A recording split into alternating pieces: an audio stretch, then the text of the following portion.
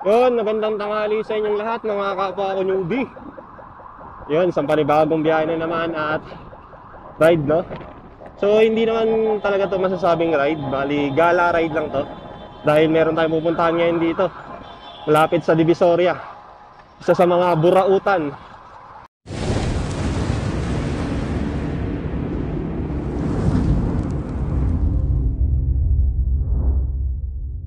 So yun, tanghali na tayo nakalabas ng bahay dahil nga ina-expect ko na maulan ngayong araw na to dahil sa fog or yung alikabok ba yun? Basta yun, yung usok na nilabas ng Taal.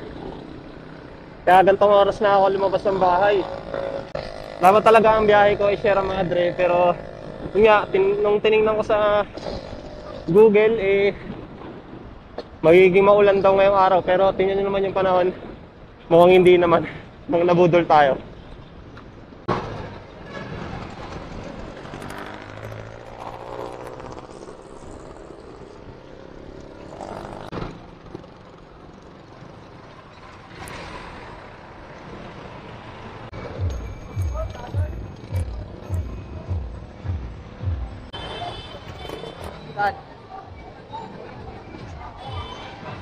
Hanapin din natin dito ngayon yung pwesto.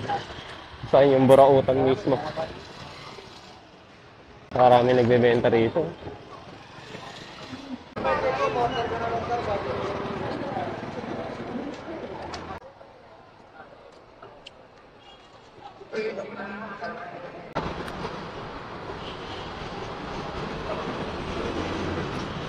So yun na nga, tulad ng sinasabi ko kanina, pupunta tayo ngayon sa burautan. Yeah. Dito malapit sa may Divisoria, no? Bali yung exact address na nilagay ko sa Google is Carmen Planas. Kasi yun yung madalas na napapanood ko sa Facebook, kaya yun yung pupuntahan natin ngayon. Ayan, nakatanaw ko na dito yung Tutuban Center. Pero hindi tayo dyan. Dahil ayon dito kay Google Map, malayo pa yung Carmen Planas. Kaya nasa kaliwa ko yung 999 Shopping Mall. At itong nasa harapan ko is Tutuban Center.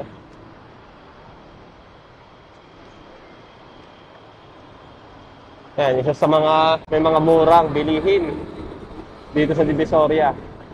Yan, sa loob ng mga mall na yan.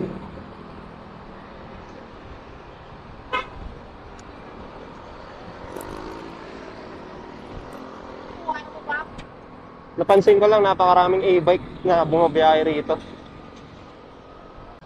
Mas nauusan na nila yung mga tricycle.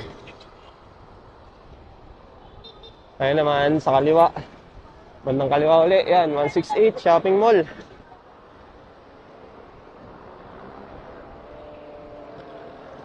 Mga dinadayo ng mga reseller. Pangalan ng Pure Gold Divisoria. So, kaliwa. So, dito sa may bandang Jollibee ba?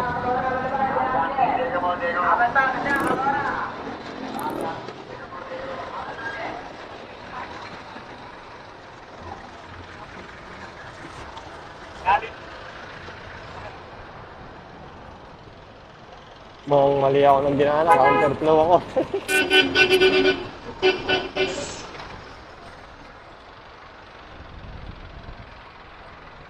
Halos puro jeep yun nandito. Pero sabi ni Google Map kasi dito lang daw yung daan, diretso lang.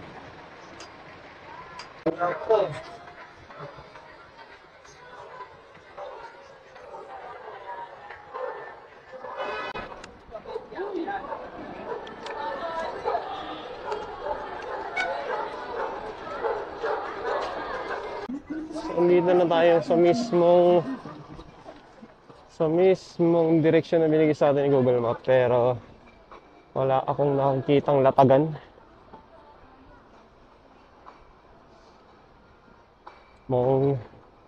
Ayan, mali tayo ng punta. Maling araw tayo ng punta. Dahil walang ni isang nakalatag dito.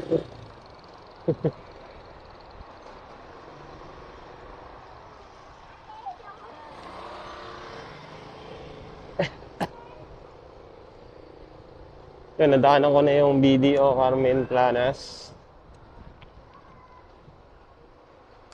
At wala. Zero. Wala tayo nakikitang naglalatag dito. Mukhang walang latag dito kapag linggo.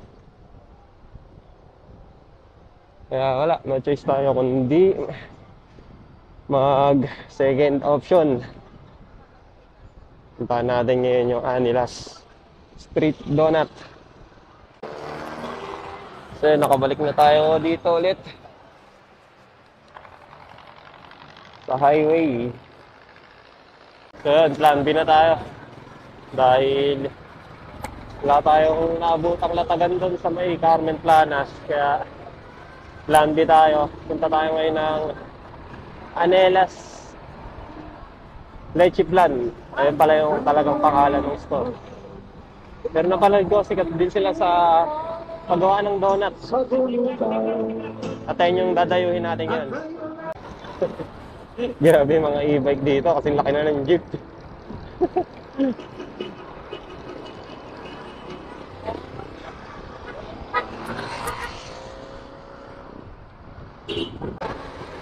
Kailangan talaga kapag dito magbabike sa Manila, medyo talagang, hindi lang pala medyo, dapat alisto ka talaga.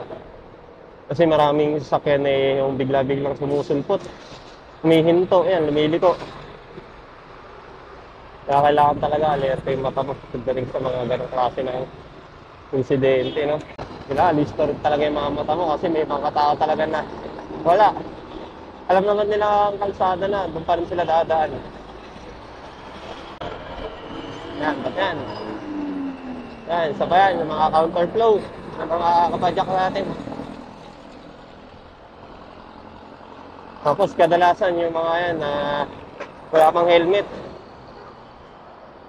Mga nagka-counterflow. Madalas pixie talaga nakikita ako. Pasensya na, pero yun talaga yung madalas na i-encounter ko sa mga bike lane kapag ka nagka-counterflow. Kadalasan talaga fixed gear yung gamit. Okay lang sana yun, kaso wala silang suot na helmet eh. Kasalanan mo pa kapag nabangga mo kasi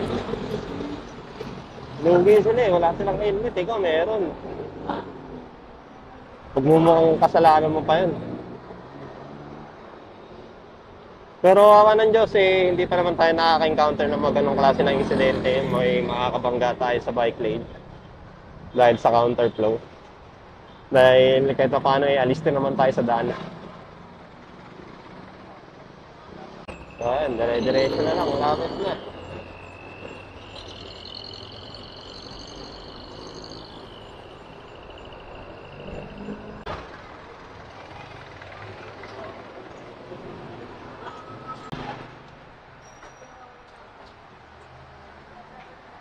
Yun, solid.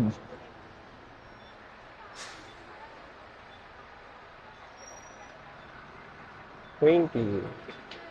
Eh, magkano po? 30. Pare-parehas po ng presyo, eh? Sige, isa po. Eh? Solid yung ano nila. 20.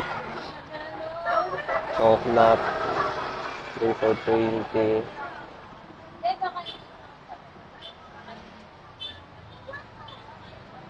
10, 2 for 6.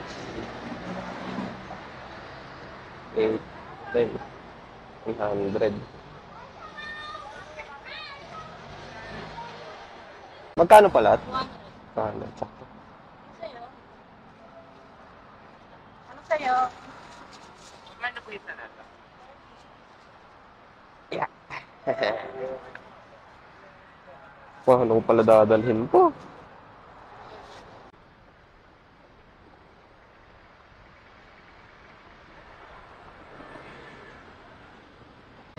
So yun, at finally nakabili na tayo ng donut doon sa may Anilas, no? So mamaya natin i-review yung kung ano nga ba yung lasa. Pero grabe solid, ang laki. Yeah. Napakalaki ng donut.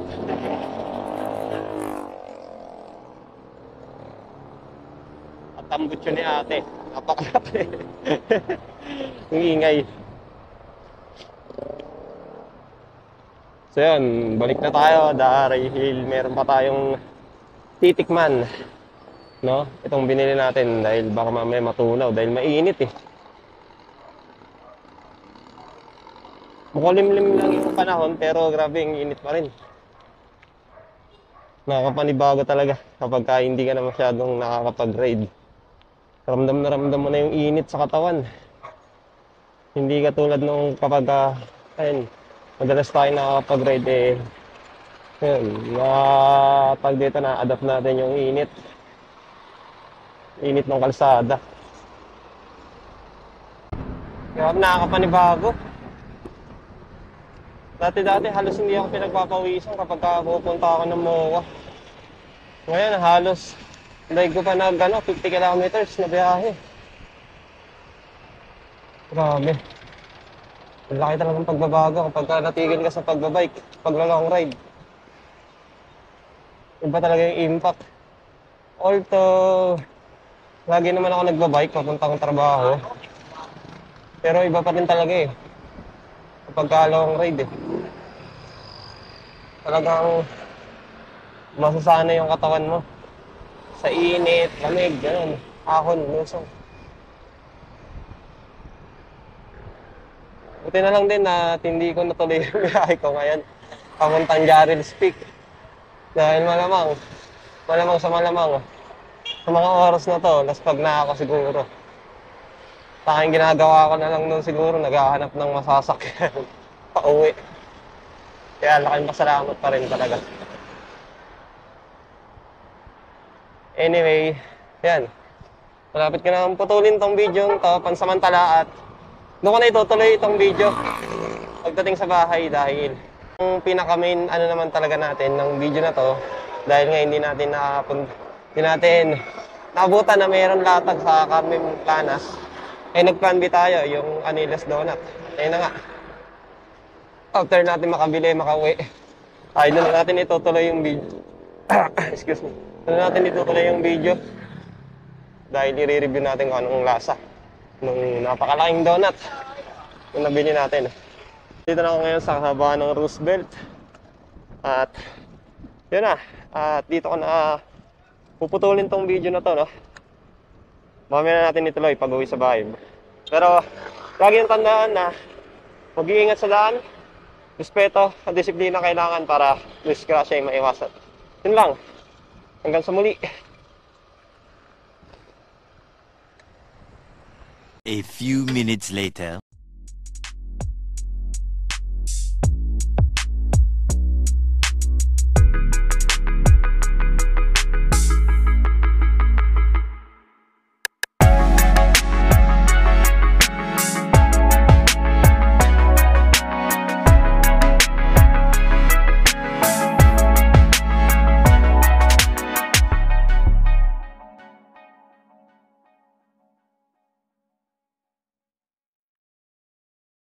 Anong masasabi mo sa donut? Masarap. Ikaw, ano masasabi mo sa donut? Ah, yes!